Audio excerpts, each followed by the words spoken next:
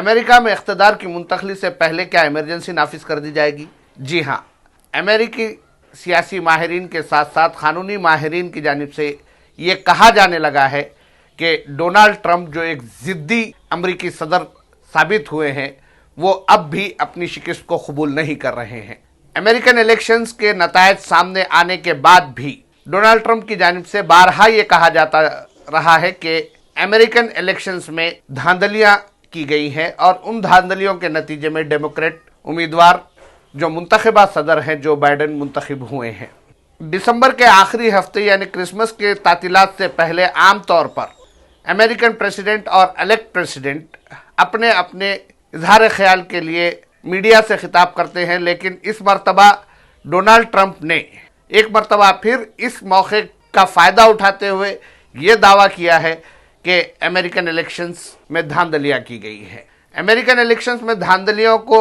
Twitter ہی نہیں بلکہ کئی پلیٹ فارمز کی جانب سے فالس کلیم قرار دیا جا رہا ہے، مگر اس کے باوجود امریکن قانوندان اور لیگل ایکسپرٹس کا یہ کہنا ہے کہ امریکہ میں ٹرانزیشن آف پاور یعنی اقتدار کی منتقلی جو 20 جنوری کو اناگریشن کے موقع پر ہوتی ہے اس سے قبل کچھ بھی ممکن ہے، یعنی ڈونالڈ ٹرمپ ان حالات کے دوران مارشل لا نافذ کرتے ہوئے مارشل لا کے ذریعے امریکہ کی سڑکوں پر فوج کو اتار سکتے ہیں۔ بحیثیت صدر ان کے پاس یہ اختیار موجود ہے، لیکن کن حالات میں ان اختیارات کا وہ استعمال کر پائیں گے یہ ایک اہم سوال ہے۔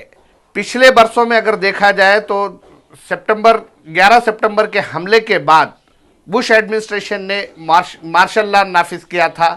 اس کے بعد ایک مرتبہ اوباما نے بھی مارشل لا کا استعمال کیا تھا، لیکن امریکہ کی تاریخ میں اگر دیکھا جائے تو جملہ 68 مرتبہ مارشل لا نافذ کیا گیا ہے، لیکن صرف ایک مرتبہ ہی پورے امریکہ میں مارشل لا نافذ کرنا پڑا تھا۔ کہا یہ جا رہا ہے کہ ڈونالڈ ٹرمپ اپنی کامیابی کو یقینی بنانے کے لیے ان ریاستوں میں مارشل لا نافذ کر سکتے ہیں جہاں پر انہیں شکست کا سامنا کرنا پڑا ہے، اور مارشل لا کے نفاذ کے بعد وہ بیلٹ باکسز ووٹنگ مشینز کو اپنے کنٹرول میں لیتے فوج کے کنٹرول میں لیتے ہوئے دوبارہ انتخابات کروا سکتے ہیں۔ کیا وہ ایسا واقعی کر پائیں گے؟ اگر اس بات کا جائزہ لیا جائے تو یہ بات سامنے آتی ہے کہ ڈونالڈ ٹرمپ ایک قسم کے ضدی امریکی صدر ثابت ہوئے ہیں، اور انہوں نے اپنی میعاد کے دوران جس طرح کے اقدامات کارروائیاں کی ہیں اس سے نہ صرف دنیا کے کئی ممالک بلکہ خود امریکی عوام کی بڑی تعداد بدظن نظر آتی ہے۔ مگر ڈونالڈ ٹرمپ کی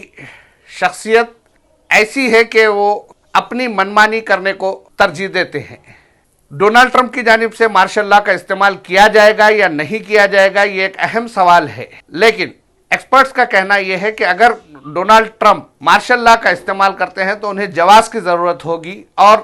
فی الحال دنیا بھر میں کورونا وائرس کی جو صورتحال ہے جس کی وجہ سے ہیلتھ ایمرجنسی نافذ ہے، کئی ممالک میں ہیلتھ ایمرجنسی کی صورتحال ہے، ایسے میں ڈونالڈ ٹرمپ اپنے اختیارات کا استعمال کرتے ہوئے مارشل لا نافذ کر سکتے ہیں۔ یہ ایک جواز کے علاوہ ڈونالڈ ٹرمپ کے پاس کوئی جواز موجود نہیں ہے، لیکن اس کے باوجود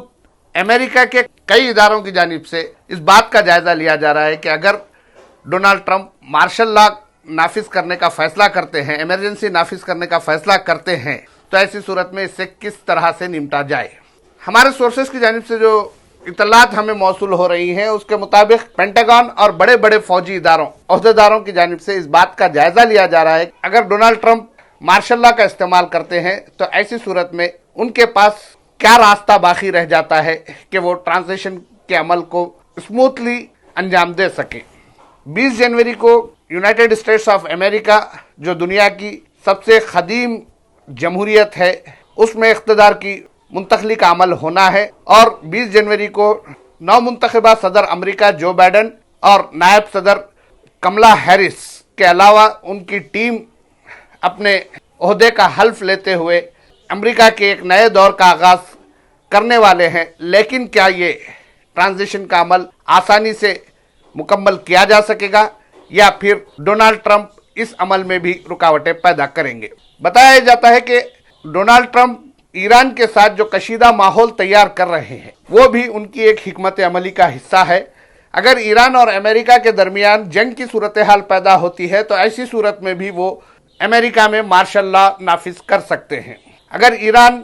امریکہ سے حالت جنگ میں آ جاتا ہے تو ایسی صورت میں جو بائیڈن کو اقتدار کی منتقلی آسان نہیں ہوگی۔